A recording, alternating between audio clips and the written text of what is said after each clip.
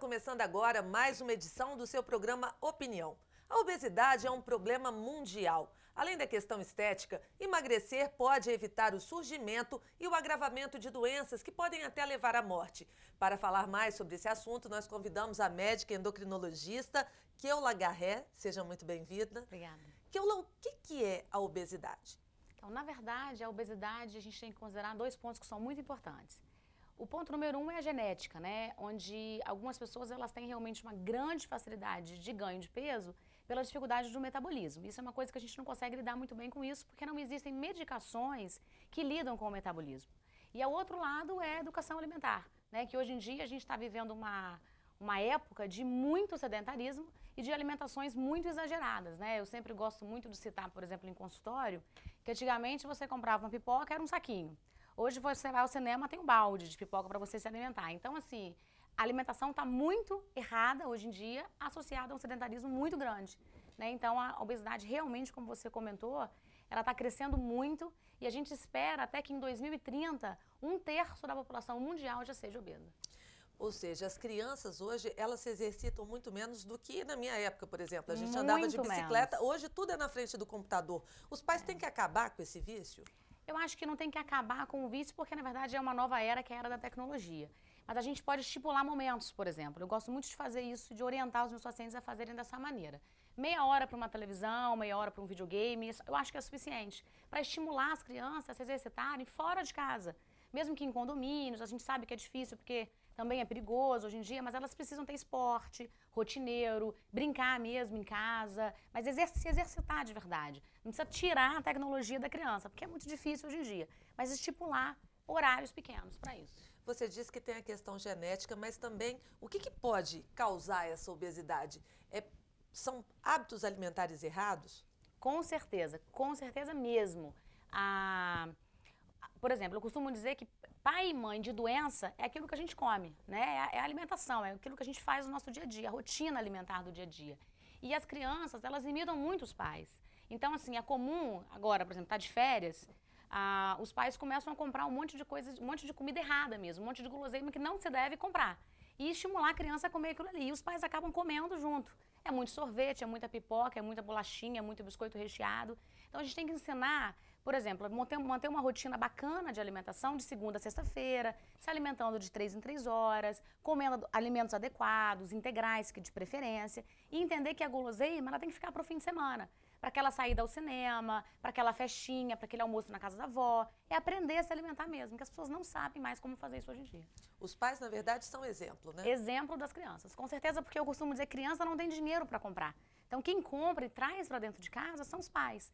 E se a criança vê os pais comendo um hambúrguer todo domingo, cheio de maionese, ketchup, essa coisa toda, a criança vai comer. Então, ela começa a imitar o que o pai está fazendo e se alimentar daquilo que está sendo oferecido a ela. Então, a gente tem que aprender a oferecer um alimento bacana para a criança, adequado e saudável, e deixar a guloseima para o diferente e não para a rotina. Agora, Keula, é muito difícil você se deparar com essa gama de alimentos que não são saudáveis e preparar uma merendeira. O que levar?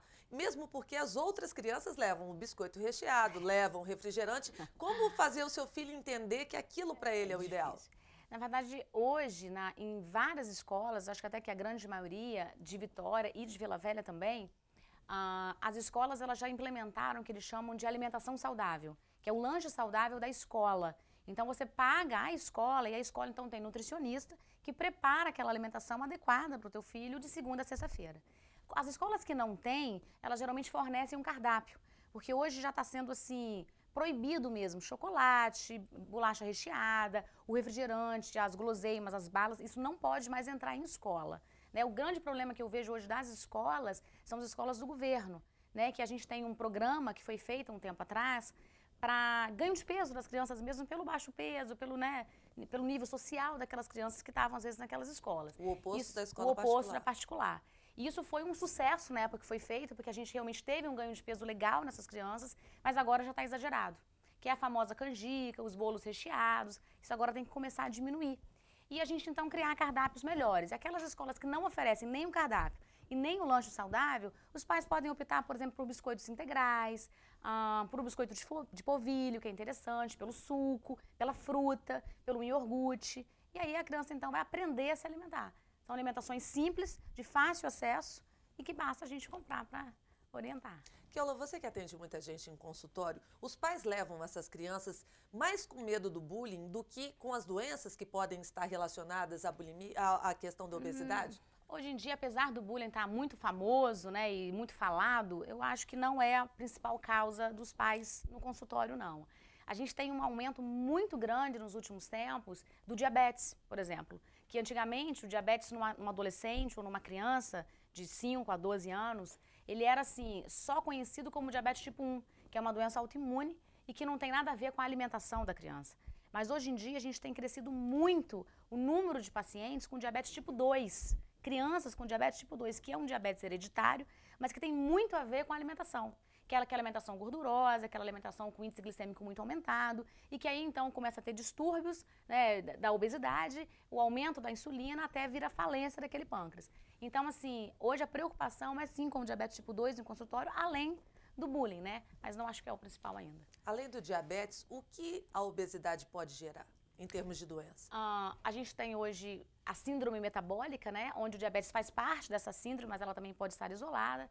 A gente tem a esteatose hepática, que é a gordura no fígado, que é uma grande preocupação hoje em dia, porque o fígado é um órgão essencial, né? Porque ele lida com a nossa coagulação sanguínea, além de outras funções que são importantes. A gente também tem as doenças cardiovasculares, né? Que são importantíssimas. A gente acha que o paciente só vai infartar com 50 anos de idade. Hoje em dia não é mais assim. É comum você ver um jovem de 37, 40 anos infartando. E isso até tudo começa... jogadores de futebol. Até jogadores de futebol, né? Que a gente tem esse exemplo aí. E isso começa na infância. Porque, na verdade, aquela placa de gordura formada lá naquele vasinho do meu coração, ela começa hoje. Que é de célulazinha em célulazinha até aquela placa se formar. A gente tem uma média de 10 a 20 anos para a formação de placa gordurosa até chegar no infarto agudo do miocárdio. Então, a gente tem que tomar muito cuidado com a alimentação de hoje, de 10 anos, para que com 30 anos eu não venha infartar. Agora, antigamente, as pessoas olhavam para as crianças, falavam assim, nossa, que linda, gordinha. Gordura não é sinônimo de beleza, não é sinônimo de uma pessoa saudável? Não, definitivamente não. Gordura não é sinônimo de pessoa saudável. A gente tem muito isso com os nossos avós ainda, né? Tá gordinho, tá muito bem. Hoje em dia não é mais para ser assim. A alimentação gordurosa hoje, ela é quase um crime no meu ponto de vista, porque ela gera uma série de doenças, como a gente está comentando aqui, além de trazer problemas do bullying para essas crianças que vão ter vergonha de tirar uma camisa, de jogar um futebol, de frequentar uma praia. Então, assim, a gente tem que entender que hoje a alimentação, ela precisa ser mudada, ela precisa ser mais saudável. Porque, na verdade, as pessoas também não gostam nem de se associar a pessoas que estão fora do peso, né? É difícil você enturmar uma pessoa gordinha numa turma de adolescentes. É complicado porque a criança e o adolescente, elas são muito honestas, né, no que elas pensam. Então, elas falam e aí acaba sendo um pouco cruel. Porque eles vão, se você está acima do peso, eles vão criar um apelido para você, enfim, fazer alguma brincadeira que vai ser desagradável, porque parece até cruel, mas na verdade é do estilo do adolescente e da criança. Eles falam mesmo o que eles pensam. Então fica difícil para aquela pessoa que está acima do peso, que está fora daquele grupo, né, entrar no grupo e fazer parte daquilo ali. Então, assim, é uma complicação e os pais precisam entender isso e fornecer, então, esse alimento mais saudável, como a gente está comentando aqui. A partir de que idade os pais devem se preocupar, vão levar a criança ao pediatra, ele vai dizer que essa criança está com peso acima do que ela necessita, e a partir de que idade ela pode procurar um acompanhamento médico? Olha, o primeiro estirão que a gente fala, que é onde a criança cresce mais do que ganha peso, é entre 2 e 3 anos de idade. Então, a partir do 3º ano de idade, de 3 aninhos, a gente tem que tomar cuidado com essa alimentação. É claro que a gente não vai colocar essa criança em dieta, mas a gente já pode começar a tomar cuidado a partir dessa fase. De 5 para 6 anos, se está acima do peso, é hora de cuidar mesmo dessa alimentação com muito carinho. Se alimentando de 3 em 3 horas, ensinando a criança a comer um alimento mais integral, passando para aquele leite desnatado, porque o pai acha e a mãe que a criança tem que tomar leite integral. Isso não é verdadeiro. Tá? Leite Ninho, por exemplo, isso não é verdadeiro, é um excelente leite, é uma excelente marca, mas a gente tem que entender que o leite desnatado, ele tem a mesma quantidade de cálcio que um leite integral. A diferença entre um e o outro está basicamente na gordura. Então, assim, por que fornecer um leite integral para uma criança de 5 anos? Não há necessidade, se ela está acima do peso. A questão do adoçante, ele é consumido em larga escala. Isso é certo? Isso é errado? Existem vários mitos sobre os adoçantes, tá? Onde o aspartame, a sacarina, o ciclamato, onde eles podem provocar doenças de Alzheimer, doenças autoimunes, enfim. Na verdade, para um adoçante chegar a provocar uma doença dessa natureza em você, você teria que consumir mais do que um vidrinho por dia. Isso não é a nossa rotina. A gente usa gotinhas do adoçante. Um adoçante numa casa, numa família de 4 pessoas, vai durar 2, 3 meses. Então, assim, acho que não tem que ter medo do adoçante. Eu costumo dizer que o adoçante bom para você é aquele que você se adapta. Porque nem todo mundo gosta daquele sabor do adoçante. Agora, a gente tem 2 tipos de adoçantes que são naturais, que é o linha e a sucralose. Tá? A sucralose é o que eu mais indico, é um adoçante derivado da cana-de-açúcar. Então, assim, ele é extremamente natural. A gente usa para as nossas crianças, para as gestantes. Então, é bastante permitido. Agora, nenhum outro tipo de adoçante, se você gostar, qualquer um outro eu acho que é válido. Agora, na questão de uma alimentação saudável, tudo tem que ter limite, né? Porque o excesso de frutas, ele também pode engordar. Sim. O excesso de carboidrato. Como é que eu elaboro uma alimentação adequada? O adequado mesmo é a gente seguir uma pirâmide alimentar, que a gente tem aí já feito pela ONU e tudo mais.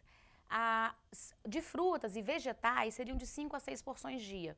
Como a gente utiliza vegetal no nosso almoço, no nosso jantar, eu costumo orientar os pais, até mesmo os adultos, né, quando eles estão em dieta, a consumir no máximo 4 porções de fruta por dia. Isso também é válido para o paciente diabético, por exemplo, que acha que a fruta está liberada e não está. A fruta ela tem um açúcar que é a frutose, que tem um índice glicêmico, de algumas delas bastante elevado, como é o caso da melancia, da laranja. Então a gente tem que tomar muito cuidado com algumas frutas, a manga, o mamão. E a gente então tem que se alimentar 3 a 4 porções de frutas dia e 2 porções de vegetal dia. E tomar cuidado com a farinha. A gente gosta muito de usar o pão branco, né, o arroz comum. A gente tem que começar a introduzir os integrais.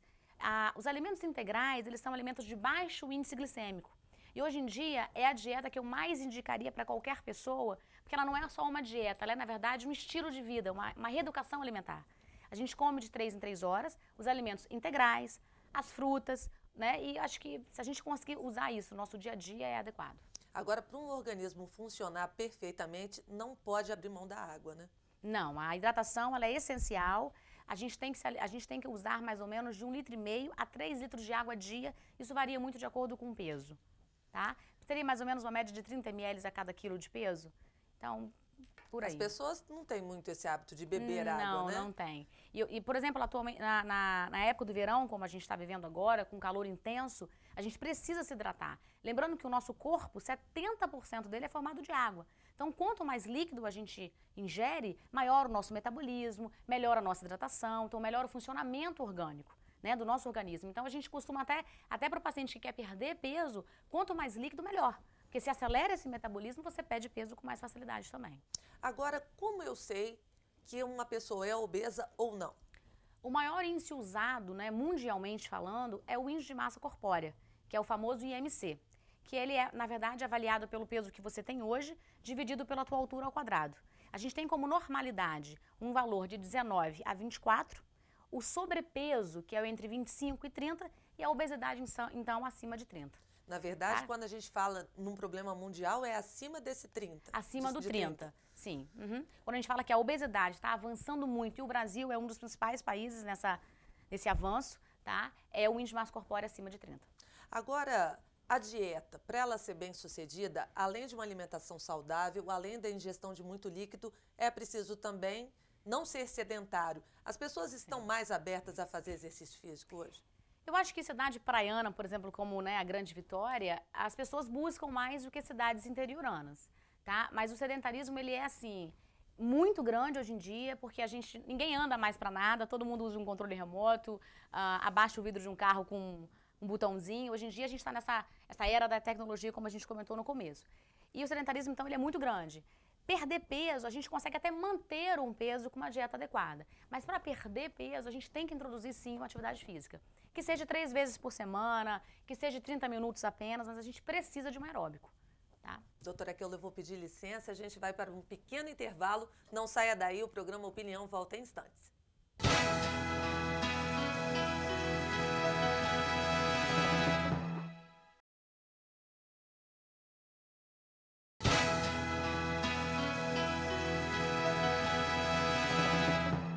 Estamos de volta com o segundo bloco do programa Opinião e hoje o nosso assunto é obesidade. A nossa entrevistada é a médica endocrinologista Keula Garré.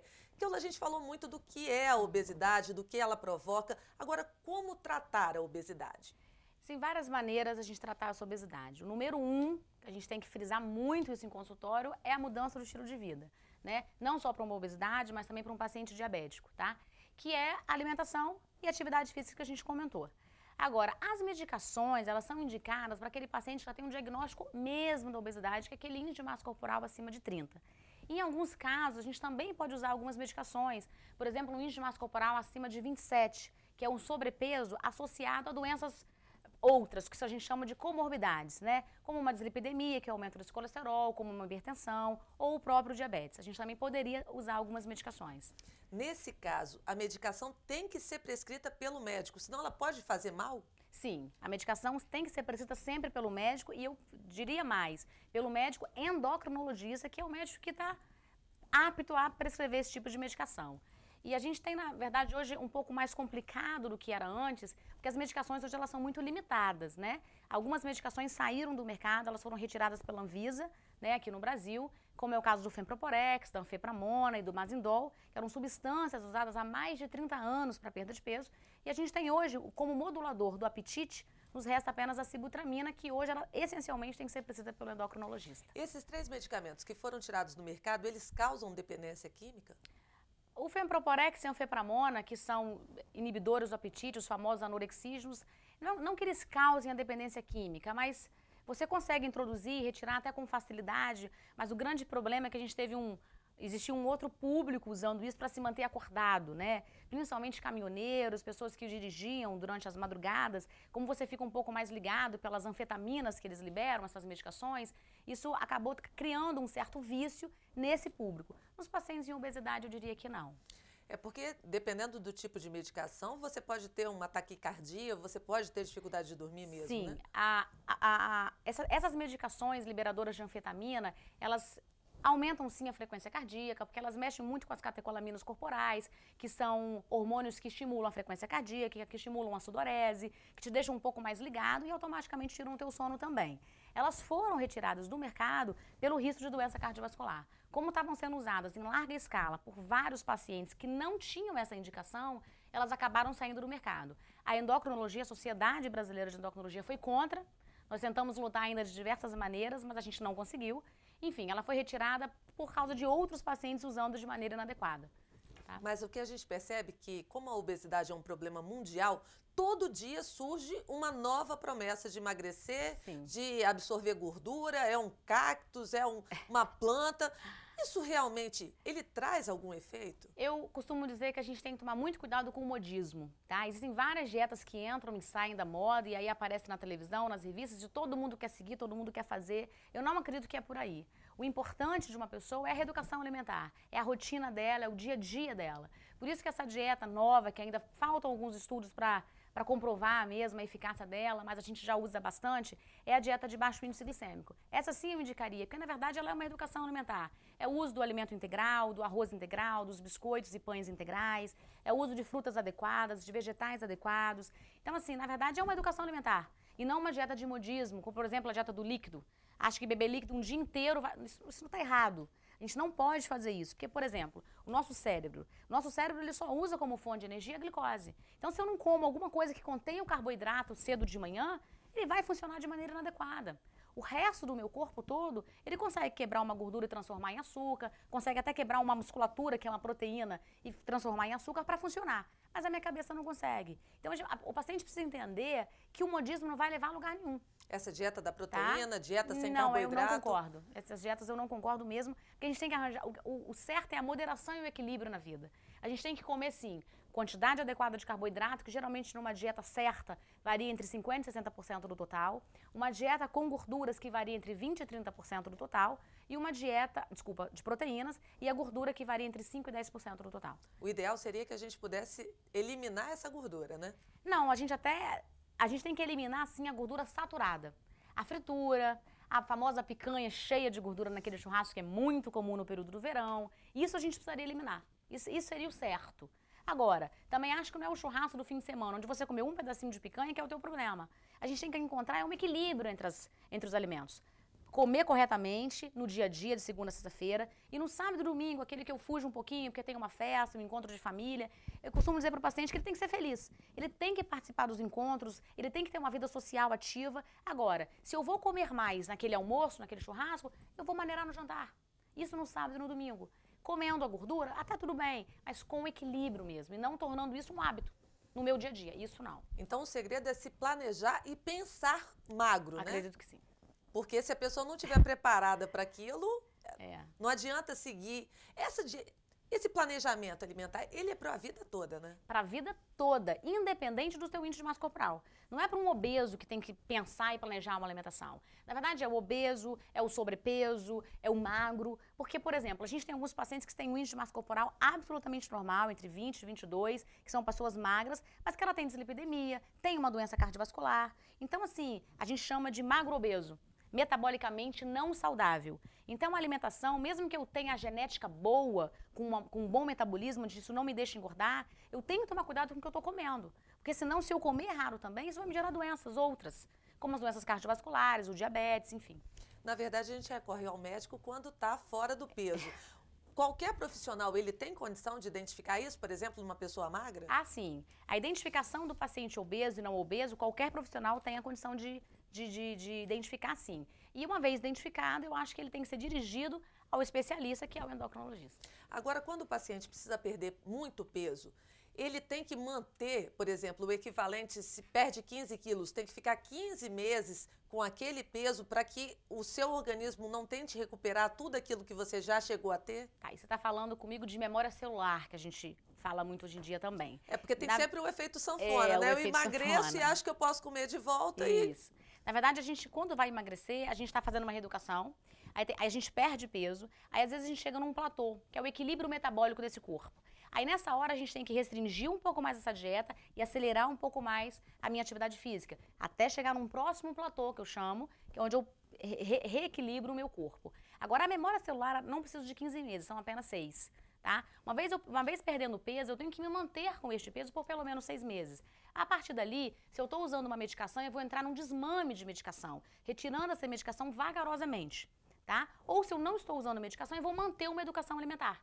Porque o importante é eu entender que uma vez o peso perdido, eu não posso, agora eu estou como eu gostaria, agora eu vou comer o que eu quiser. Não, você vai recuperar tudo que você perdeu. Então, uma vez atingido o teu peso ideal, você precisa manter aquele estilo de vida que a gente comentou, que é o número 1, que é a atividade física adequada, associada a uma dieta adequada.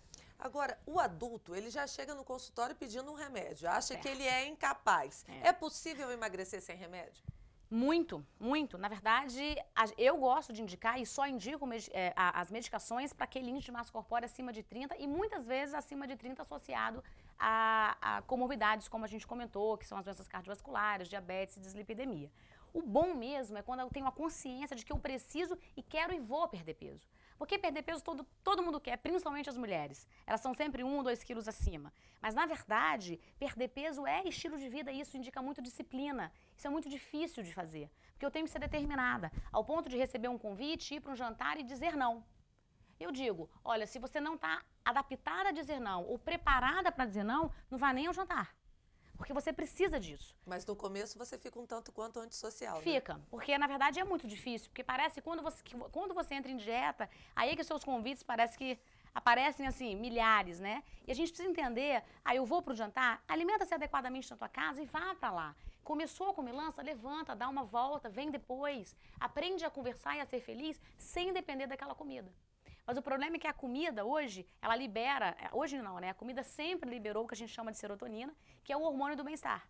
Então a gente tem que tomar cuidado e tentar ser feliz de outras maneiras também. Não deixar de comer, mas comer com moderação. Qual é, na questão de uma dieta saudável, o que impacta a questão da bebida alcoólica? A bebida alcoólica, para aqueles que não bebem, a gente já tem uma grande vantagem, porque a bebida alcoólica ela é extremamente calórica, né? Independente do tipo de bebida utilizada. E eu digo o seguinte, vai beber, deixa mais para o fim de semana e vamos tentar equilibrar aquilo ali. O ideal mesmo hoje é de 1 a 2 latinhas de cerveja, tanto para homens quanto para mulheres, meia taça de vinho para as mulheres e 1 para os homens, e 1 dose de uísque que seja para os homens e meia para as mulheres. Esse seria o adequado de consumação. tá? E eu costumo dizer que se você não bebe de segunda a sexta, não ajunte as suas latinhas todas para um sábado, porque não funciona. Isso não pode. Agora, se você vai beber naquele dia, manere pelo menos nas outras alimentações. Mas para a mulher, a ingestão de cerveja é realmente um grande inimigo, né? Eu acho. A gente tem que limitar. A bebida alcoólica, se ela é social, o social eu não acho que é um problema. É uma dose aqui, outra ali, uma latinha, um copo de vinho, uma taça de vinho. Agora, vamos tomar cuidado, né? Porque além de aumentar a obesidade, a bebida alcoólica ela traz diversos outros riscos, né? E não só para a saúde, mas como para a vida geral, por exemplo, nos acidentes de carro. Agora, quando optar pela cirurgia?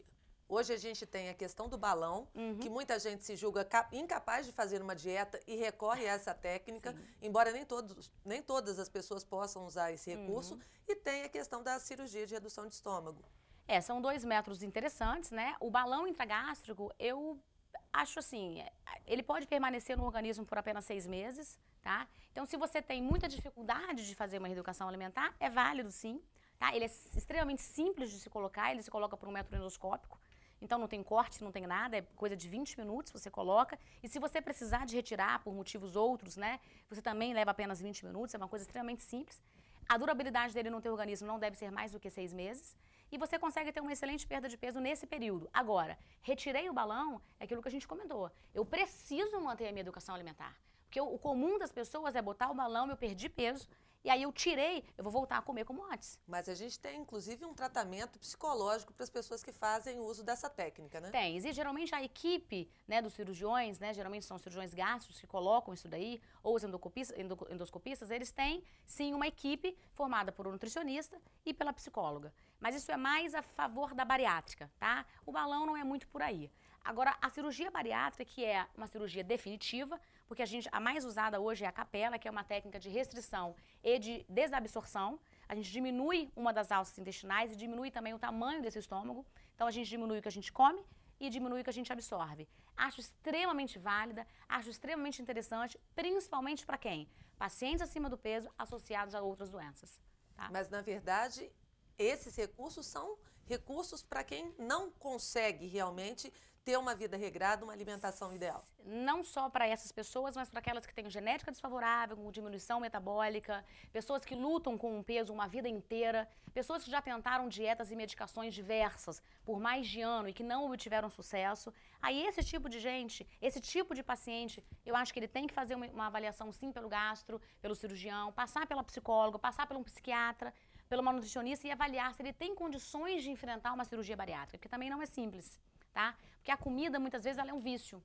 E se eu não resolvo muito bem isso, eu deixo de comer porque eu tenho restrição gástrica agora para isso, mas muitas vezes eu posso me voltar para uma medicação devido a uma depressão que pode surgir, ou para uma bebida alcoólica, ou para vícios outros. Então, por isso que paciente meu que vai para a bariátrica, ele passa pela psicóloga pelo menos umas 5 sessões, tem que passar pela nutricionista para ele entender que a vida dele alimentar vai mudar e mudar bastante.